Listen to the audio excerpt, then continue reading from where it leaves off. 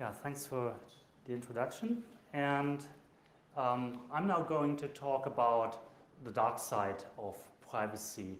So not about how to protect privacy, but how people out there actively try to get at your data and basically violate your privacy. And we are arguing that this happens in a very structured way and purposeful way.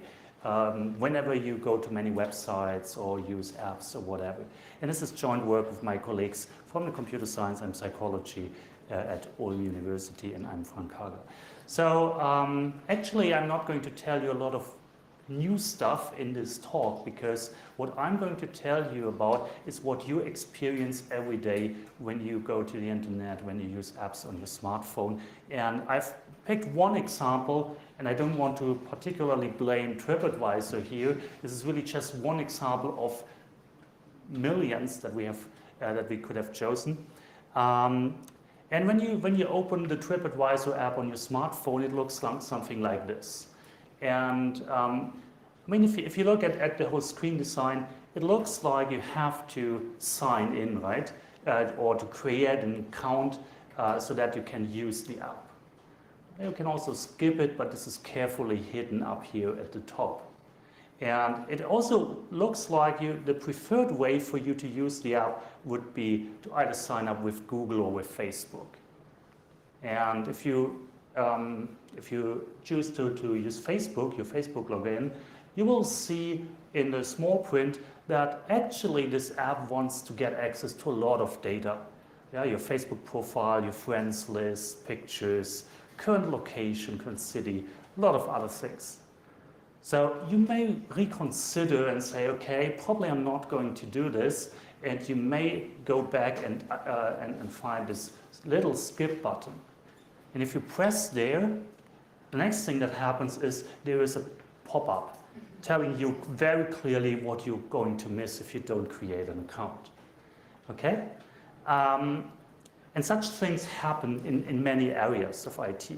You have mandatory form fields, you have unintelligible privacy policies, you have data processing that violates privacy principles, and many more. So it's clear to all of us that there are people out there who want to get at your data. The question is, can we identify patterns in such practices? Things that happen regularly, that reoccur, and that we can identify and name and find countermeasures against. And why would having such a list of patterns, such a catalog of patterns, useful? I mean, first we would better understand what's going on. We would also enable people to recognize and actively search such patterns in the internet and in app stores. And as said, it would help us discuss strategies to circumvent and fight such patterns. So we are looking for patterns. And this is nothing new in computer science. I mean, you all know, or many of you probably know this book of the so-called Gang of Four about design patterns in object-oriented software designs. So the idea is you have a regularly occurring problem, and there's a kind of agreed on best practice solution, and you document that in a standardized way. That's the idea of design patterns. And many people have come up in the past with the idea to also identify privacy design patterns or privacy patterns. That means best practices how to protect privacy. And in an effort with researchers from the US, from Netherlands, from Germany and Austria, we are running this privacypatterns.eu portal where we collect and discuss about such privacy patterns. And while doing this, we thought about, okay, that's all what we do for good. But there should also be a list of patterns of what people do to violate privacy. And we came upon the concept of a dark pattern. Yeah, and we found that there's a web page where they discuss UI dark patterns in the user interface that makes people do things they don't want to do. And actually, within their catalog, they even have one pattern that already relates to privacy. And the question we ask is, are there more such privacy dark patterns? and how can we find them?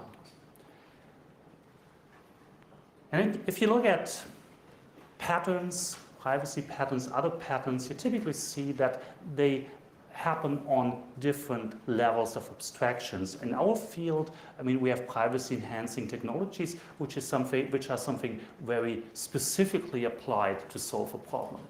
The privacy patterns are something kind of on top of that still solve a concrete problem. And Jaap Henk Hoopman basically came up with the idea of, I think the mic is failing? No, it's okay. Came up with the idea of privacy design strategies. So strategies are more abstract than patterns, and they basically group patterns into different approaches how to protect privacy. And that was our starting point from which we then looked into the dark side of privacy. So in his paper, Jaap Henk basically presents a total of 8 strategies how to protect privacy. And we then said, okay, there should be something similar to work against privacy.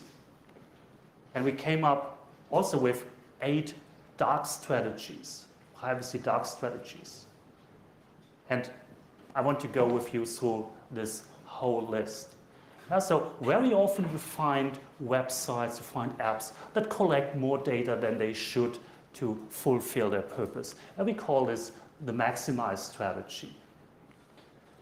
Often data that should be kept protected because it's personal data is lost, leaked, or actively published. And that's the publish strategy. Data may be collected, data that is collected at different entities may be centralized and analyzed together. And that's the centralized strategy. Data that should be used only in aggregated form may be still retained in its individual, as individual data with individual relationships, for example, still linking to persons where the data should be pseudonymized or anonymized. So that's the preserve strategy. Next, we have obscure strategy, where basically people are not clearly explained what's going to happen to their data that they submit, for example, in a web form. Then we have the deny strategy, where people, for example, are refused to have their account deleted, something that we know from companies that since then have changed their practice. Sometimes you find situations where privacy policies are actively violated.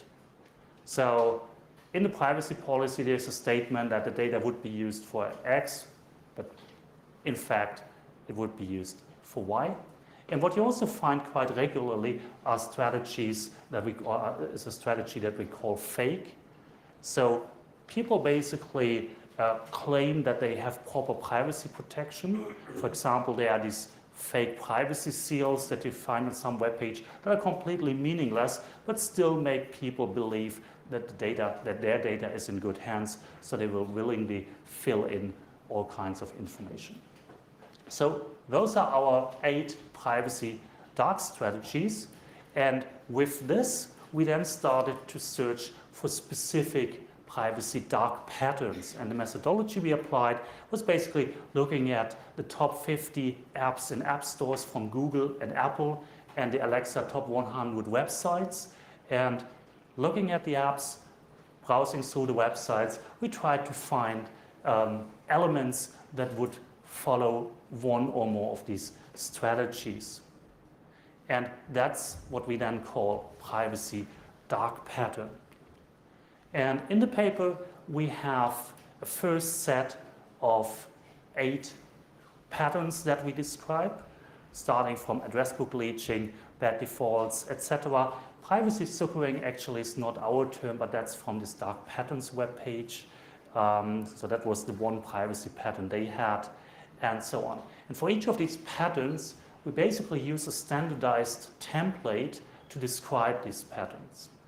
So we start with a name or alternative names, then the context in which this pattern happens. So in this example here, it's about address book leaching. So users uploading their address book to some system provider that may then abuse that, for example, to spam friends or ask friends whether they want to join that service.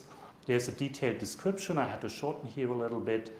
The effect of the pattern, in what respect it violates privacy, what countermeasures you can take to avoid that pattern from being successful, examples and known uses where this pattern is applied, related patterns, and I think one interesting aspect here is we also discuss psychological aspects. Why does this pattern work? What makes people fall prey to that pattern? Because that is a very important thing to understand to start and work against that pattern. And we categorize the patterns by strategies so that you can also search for them. Yeah, and this question, why do patterns work, is actually, I think, a quite interesting one. Because, I mean, in the end, we believe that many of these companies actually actively think about how they can make people reveal data. And I mean, I'm speculating now, but I guess sometimes you even hire psychologists to help you in getting people submit data or work, use your application, use your website in your way.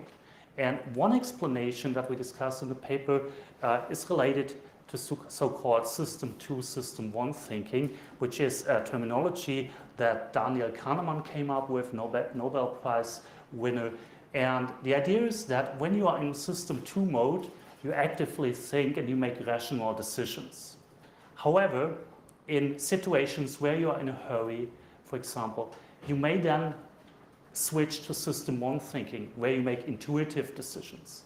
Yeah, you don't have the time to think something through. You rather decide, okay, I need to do online banking, or I need to use that service, TripAdvisor, I need to find a restaurant to go tonight. So this login is just in your way, so you intuitively search for the quickest way to get around it. The quickest way is Facebook login, and you don't care about the small print, whether what kind of data you upload or not. And that is one explanation that also relates to many of the patterns. Another explanation that we found was that very often these sites, these apps, explicitly address basic motivational strategies like our need to belong to a group, or they may hint that we may miss something. Like here with TripAdvisor, yeah, you're missing all the nice services we could give you if you have an account.